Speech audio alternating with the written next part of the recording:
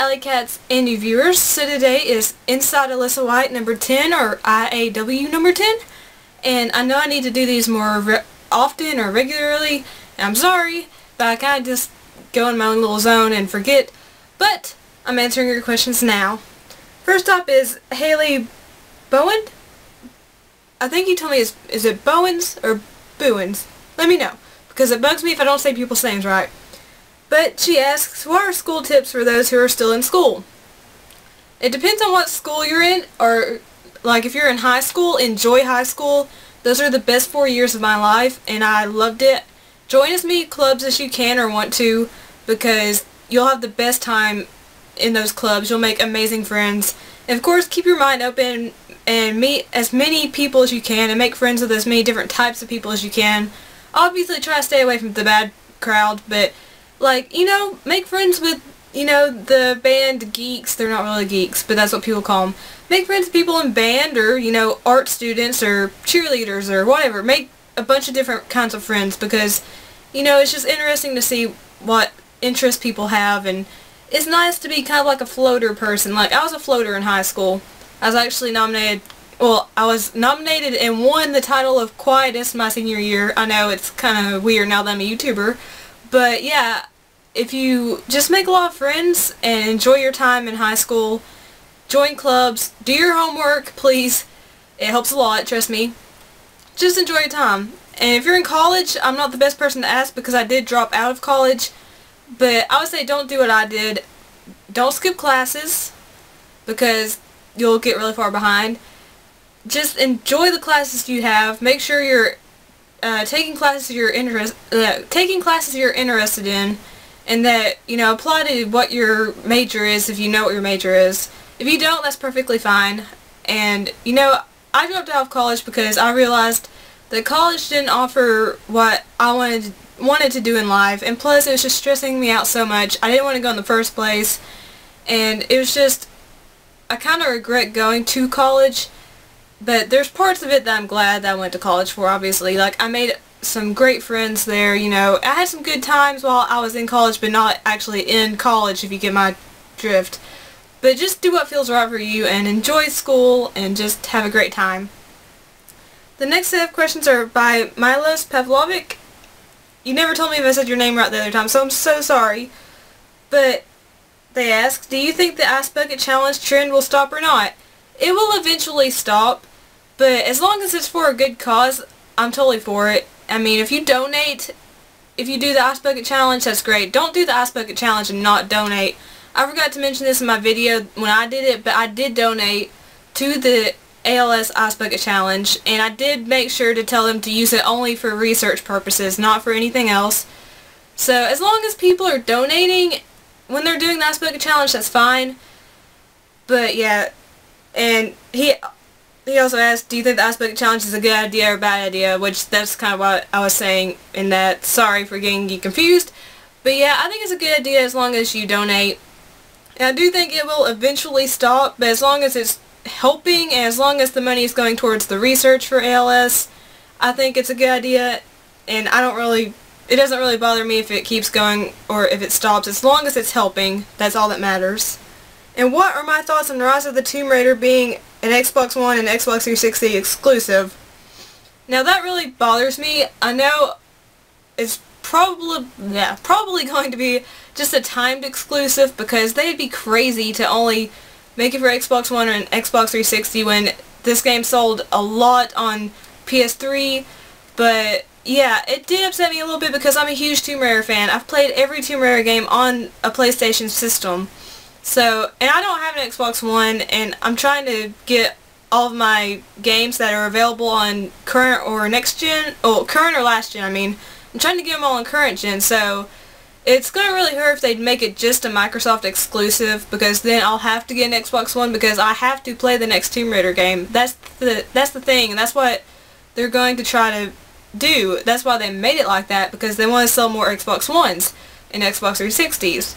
And Microsoft wants to make more money. But in the end, it's really only going to hurt Crystal Dynamics and Square Enix in the end, because they're not going to sell as many copies if they don't branch out to the PS3, PS4, Wii U, PC, you know, they need to branch out, and I think it's really a bad idea if they just keep it an exclusive.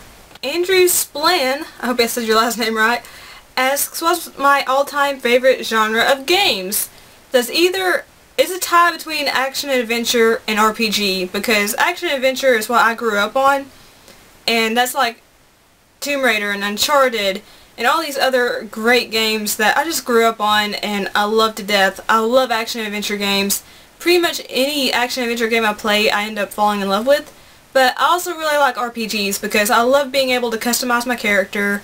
I like being able to have that feeling of progression and seeing my character develop and grow. I like how you can choose dialogue options and you get to meet these crazy characters and go to all these different amazing locations. And I know there's some RPGs that don't allow you to fully do all that. I understand that. But a good RPG really sucks me in. So I'd have to say it's a tie between action adventure and RPG. And it doesn't matter if it's an Western RPG or if it's a JRPG. It's just, as long as it's not, as long as it's an RPG, I like it. I'm tongue-tied today for some reason, but I'm tongue-tied a lot, as you can tell. But yeah, as long as it's a good game in one of those genres, I love it. So those are my two favorites, action adventure and RPG. Next question is by Retro Movie Girl, and she asks, if you could invite 5 people living or dead to dinner, who would they be and why would you invite them to dinner? Okay, let's see. That would be Peter Dinklage, because Peter Dinklage is awesome and he seems like he's just full of wisdom. 2 would be Nina Dobrev, because she's my girl crush.